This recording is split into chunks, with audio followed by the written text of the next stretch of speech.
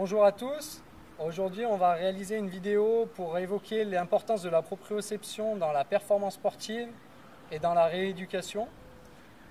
Donc Loïc Aumont, je suis ostéopathe spécialisé dans la performance sportive et avec moi j'ai Assadila Karani, champion de France du 200 mètres indoor. Donc la proprioception tout d'abord, c'est notre capacité à reconnaître notre corps dans l'espace. Donc elle va se baser sur 3 sensibilités différentes. Tout d'abord, la sensibilité statesthésique, c'est-à-dire notre sensibilité à la position. Donc quand vous avez une articulation dans une position, vous avez des récepteurs au niveau de la peau, au niveau de l'articulation, de la capsule articulaire, des tendons, des muscles qui vont informer votre cerveau de la position de votre articulation. Donc les yeux fermés, vous êtes capable de savoir la position exacte de votre corps dans l'espace. Ensuite, il y a la sensibilité kinesthésique, c'est-à-dire celle qui va être en lien avec le mouvement. Elle va comprendre l'amplitude, la direction, la vitesse du mouvement. Et donc c'est ce que l'on va essayer d'entraîner lorsqu'on va faire un travail technique dans une discipline quelconque. Donc la répétition de cet entraînement technique va permettre une meilleure connexion entre votre cerveau et le mouvement. Et ça donc c'est le travail proprioceptif kinesthésique. Ensuite, nous avons la sensibilité à la force. Celle-ci, nous n'en parlerons pas aujourd'hui. Pour parler de proprioception, il est bien sûr important de parler de la notion d'équilibre. La notion d'équilibre, c'est quelque chose qui n'existe pas vraiment, puisque nous sommes constamment en train de gérer des déséquilibres. Donc, vous n'en avez peut-être pas conscience, mais lorsque vous vous mettez dans une position, vous êtes en déséquilibre et votre corps essaye de s'adapter. Pour s'adapter, il a besoin d'informations.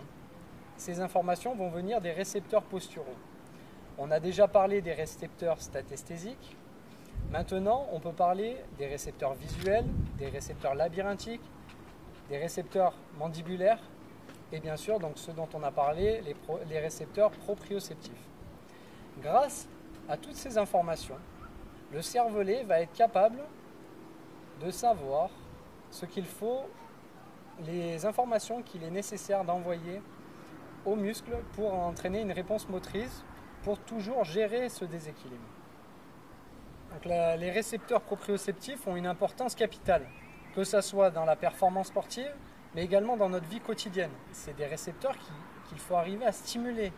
Et pour stimuler, c'est important de les entraîner. Plus on va les entraîner, plus la réponse motrice va être adaptée, et donc plus on va avoir tendance à prévenir la blessure. Donc prenons le cas d'une cheville. La cheville est dans une certaine position. Lors d'un caillou en randonnée par exemple, la cheville va se tordre légèrement en inversion. Il va y avoir des informations qui vont être transmises via les récepteurs ligamentaires de l'articulation au cerveau pour dire attention, la cheville est en train de partir en inversion. Et donc, le cerveau étant bien entraîné, va entraîner une réponse motrice en éversion pour éviter cette blessure. Donc soit on va avoir une contraction des muscles éverseurs, soit on va avoir une adaptation de l'ensemble du corps, par exemple dans le sens de la chute, pour éviter une distension ligamentaire, donc une entorse. Donc suite à une entorse, votre ligament est distendu. Donc pour le mettre en tension, il va falloir avoir une amplitude articulaire plus importante. Si l'amplitude articulaire est plus importante, le risque de blessure augmente. C'est pour ça que nous avons des blessures à répétition qui arrivent au niveau de la cheville, parce que les personnes n'ont pas suffisamment réentraîné leur cerveau à connaître la position exacte de leur cheville au moment de l'activité sportive ou de leur vie quotidienne. Lors d'une entorse de cheville, je préconise principalement le repos avec la jambe surélevée pour éviter un œdème important au niveau de la cheville. Bien sûr, pour moi, il me paraît important de manipuler d'un point de vue ostéopathique pour redonner de la mobilité sur la zone. En redonnant de la mobilité sur la zone, on va favoriser le drainage et l'apport vasculaire, donc la guérison devrait s'accélérer. Alors certains diront qu'il ne faut pas marcher après une entorse de cheville. dans une grande partie des blessures, je pense qu'après une manipulation, on peut marcher. Pour la simple bonne raison que lors d'une entorse en inversion, le ligament principalement abîmé sont les LLE de la cheville. Et lors du mouvement de marche, nous sommes surtout sur des flexions plantaires et des flexions dorsales. Et donc ce ligament n'est pas sollicité et donc il aura le temps de se guérir. Bien sûr, associé à cette prise en charge ostéopathique, il me paraît important d'amener le patient vers une consultation, voire une prise en charge kinésithérapique.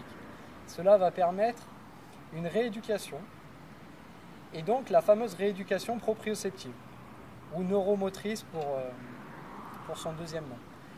Bien sûr, une séance de kinésithérapie, même si vous en faites 2 par semaine, n'aura pas le même impact que si vous faites 10 minutes chez vous, 2-3 fois par semaine, tous les jours, car le cerveau a besoin d'être stimulé constamment pour pouvoir récupérer.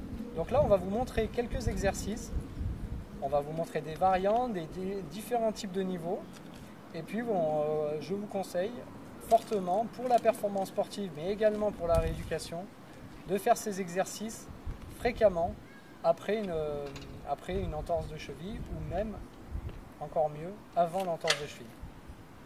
Donc le premier exercice, vous allez essayer d'avancer la jambe antérieure, vous mettre sur le talon, vous reculez la jambe postérieure en vous mettant sur la pointe, vous montez un petit peu et vous allez essayer de tenir. Ensuite, on pourra amener des complexités en augmentant l'instabilité ou en enlevant certains récepteurs posturaux dont on a parlé, donc visuels, labyrinthiques et puis proprioceptifs. Voilà, donc premier exercice. Maintenant, on va passer au deuxième exercice. Donc vous allez tout d'abord vous mettre sur une jambe dans la position de l'arbre. Donc on met la jambe au niveau du genou. Par contre, on va essayer de se mettre dans l'axe. Voilà, donc on voit que ça amène un déséquilibre. Ok. Alors au début, vous pouvez vous aider des mains si vous voulez trouver un petit peu d'équilibre. Voilà. Et là, vous essayez de tenir à peu près 20-30 secondes et vous répétez l'exercice. Pour le troisième exercice, on va se mettre sur un des pieds en équilibre.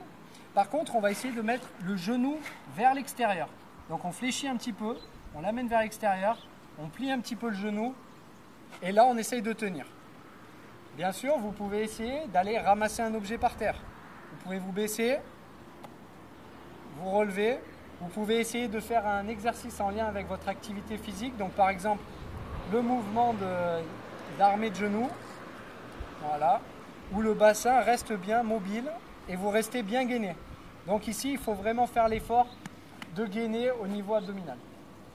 Un exercice, en plus, vous matérialisez un Y. Donc Assad, tu vas te mettre au milieu sur une jambe. Et tu vas essayer d'aller le plus loin possible au niveau de la latte. Donc vous pouvez vous amuser à créer, voilà, c'est bien, hop, tu reviens.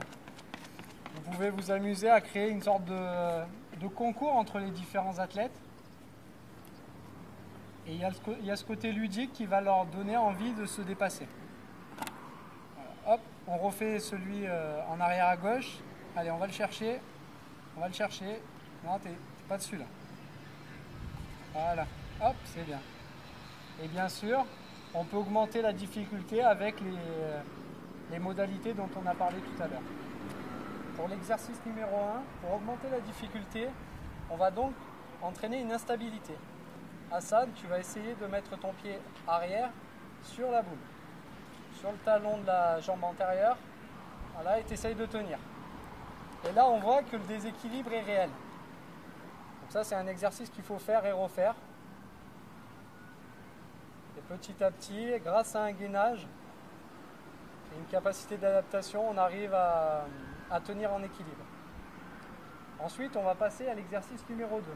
L'exercice de l'arbre en équilibre sur la boule. Et maintenant, on va passer donc au troisième exercice en équilibre sur la boule, avec donc les genoux légèrement vers l'extérieur et avec un mouvement de flexion. Pour augmenter la difficulté, on peut lui envoyer un ballon.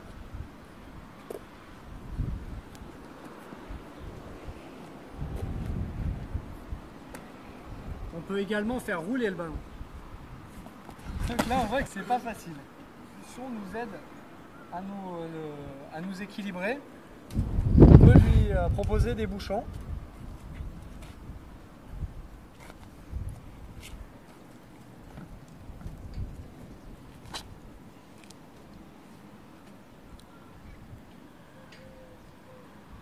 Donc là, il s'en sort plutôt bien. Et maintenant, on va lui demander de fermer les yeux. Donc, on ferme les yeux et on enlève le récepteur visuel. Et là, hop, il y a le déséquilibre qui apparaît. Donc, il y a besoin de travailler la proprioception pour pouvoir s'adapter. Car tout à l'heure, lorsqu'on a parlé de la somme des informations qui arrivent au niveau du cervelet, on voit que là, en enlevant des informations, l'équilibre ou la gestion des déséquilibres est moins facile. D'où l'importance d'évoluer dans ces exercices avec plus ou moins de complexité et beaucoup de répétitions.